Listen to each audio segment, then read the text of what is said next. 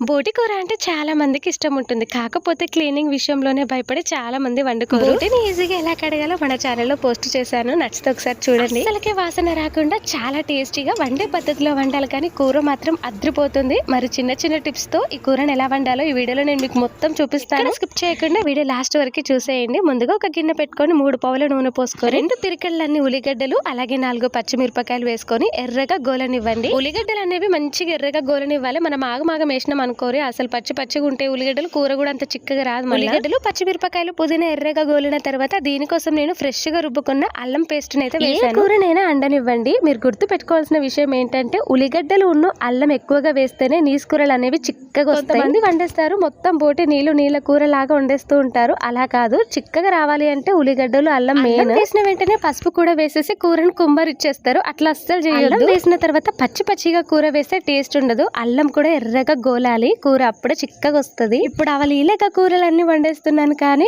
అమ్మో చిన్నప్పుడు బోటి కూర చూస్తే ఆమెడు దూరం ఉరికేదాన్ని రా నేను. అసలు ఆ స్మెల్లే పడేది కాదు. ఇంకా నేను మా అత్తమ్మ వాళ్ళ ఇంటికి వచ్చేసాక అన్ని వంటలు అత్తమ్మ దగ్గర నేర్చేసుకున్నా. కూర అయినా సరే వండే పద్ధతిలో వండితేనే కూర అదిరిపోతుంది అన్న విషయం అత్తమ్మ దగ్గర నేర్చుకున్నా. బోటి కడగమంటే నిజంగా అసలు ఆ కడిగే ప్లేస్ లో కూడా నేను ఉండేదాన్ని కాదు. అలాంటిది అవలీలగా కడిగేస్తున్నా. అప్పుడప్పుడు అనిపిస్తుంది రా బాబు ఇదంతా కడిగేది చేసేది నేనేనా. చూడండి నేను ఎంత ఫ్రెష్ గా కడిగానో బోటి. ఈ లోపు మన అల్లం పేస్ట్ కూడా మంచిగా గోలింది. అందులో 2 చెంచాల పసుపును కూడా వేసాను. పసుపు అల్లం పేస్ట్ లో కలిసిన తర్వాత మనం కడిగేసిన బోటిని కూడా కొద్దిగా వేసుకుంటూ మొత్తం కరిటితో కలుపుకోవాలి. కొంతమంది ఉప్పు పసుపు వేసి బోటి కూరని ఉడకబెట్టిన తర్వాత కూర వండుకుంటారు, కానీ నేను అట్లా కాకుండా కడిగిన బోటితోనే వండేస్తున్నా, ఉడకబెట్టకుండా.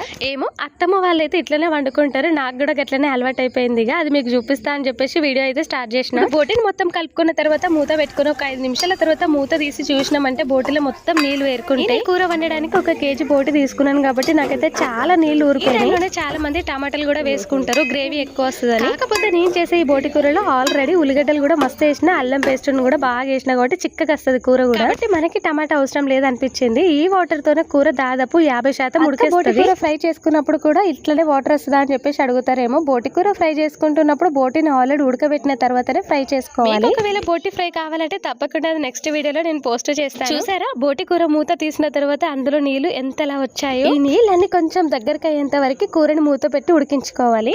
కూర మొత్తం దగ్గర పడ్డ తర్వాత మా ఇంట్లో కారం కొంచెం ఎక్కువగా తింటారని చెప్పేసి నేను 1 గంట కారం తీసుకున్నా, అలాగే 2 చెంచాలు ఉప్పును కూడా వేసుకున్నాను. ఇప్పుడు ఉప్పు కారం బోటి కూరకు మంచిగా పట్టేంత వరకు ఉంచుకొని అవి మంచిగా గోలిన తర్వాత ఇందులో నేను ఒక చిన్న గ్లాస్ అని వాటర్ కూడా యాడ్ చేశాను. నేను ముందుగా బోటిని ఉడకబెట్టలేదు కాబట్టి ఈ వాటర్ తో కంప్లీట్ గా మనకి గ్రేవీ లుక్ రావడం కోసం వేసాను. ఏ కూర అయినా సరే మనకి కావాల్సింది కరెక్ట్ గా ఉప్పు కారం గరం మసాలా అంతే. కూర చిక్కగా ఉంటేనే కూర మంచిగా ఉంటుంది. ఇంకా ఏ నీసు కూరలైనా వండనివ్వండి, అల్లం ఉప్పు కారం మసాలా కొత్తిమీర ఇవి ఉంటే చాలు. ఏ కూరైనా వండనియ్యి మస్తు అంటే మస్తు ఉంటది టేస్ట్.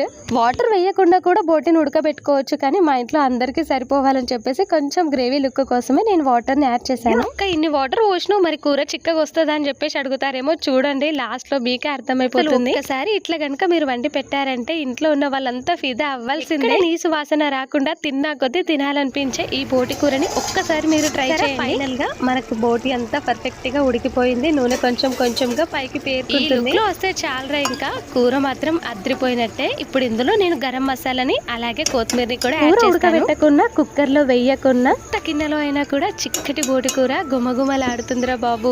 అబ్బబ్బబ్బబ్బబ్బా సూపర్. అసలుకే నోరూరుతుంది. చూస్తుంటే మీకు కూడా తినాలనిపిస్తుంది కదా. మరి ఇంకెందుకు ఆలస్యం, ఒక్కసారి ట్రై చేయండి. తిన్న తర్వాత మీరు ఖచ్చితంగా రిలీజ్ అవుతారు, అక్క మటన్ కూర చికెన్ కూర దేని ముందు అసలు జుజుబి అని. అంతేకాదు ఈ బోటి కూరని అన్నంలోకి చపాతీలోకి పరోటాలోకి అన్నిట్లోకి సూపర్ గా ఉంటుంది. వచ్చేసిందంటే చాలు బోటి తినాలని ఎంత మంది కనిపించినా కూడా క్లీనింగ్ కి భయపడి చికెన్ మటన్ తెచ్చుకొని తినేస్తూ ఉంటారు. ఎన్ని రోజులని భయపడతాం చెప్పురి. ఒక్కసారి క్లీనింగ్ చేసుకొని గిట్ల కూర వండుకొని తిన్నారంటే కంచాలు లేపాల్సిందే. ఇలాంటి వీడియోస్ కోసం నా ఛానల్ ని సబ్స్క్రైబ్ చేసుకొని లైక్ చేసి కామెంట్ చేయరు ప్లీజ్.